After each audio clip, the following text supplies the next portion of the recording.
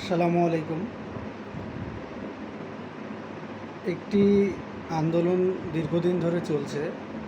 সেটা হলো যে ৩৫ বছর করার জন্য চাকরি প্রত্যাশীরা চাকরির আবেদনের বয়সসীমা ৩৫ বছর করার জন্য আন্দোলন করছে। এটা আমরা সবাই জানি। তো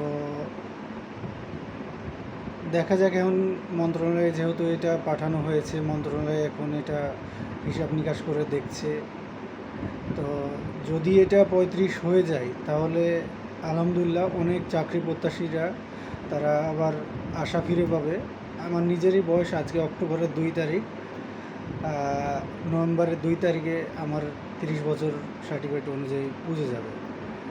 তো আমার জন্য তথা আমার মতো আরও যারা আছে চাকরি প্রত্যাশী তারা অনেক লাভবান হবে। আর এই চাকরি প্রত্যাশীরা কেন এই 35 চাচ্ছে, কারণ যারা ন্যাশনাল ইউনিভার্সিটি পড়েছে কিংবা করোনার মাঝে চাকরির প্রিপারেশন যে নিবে সেই প্রিপারেশনটা তারা নিতে পারে নাই। এই জন্য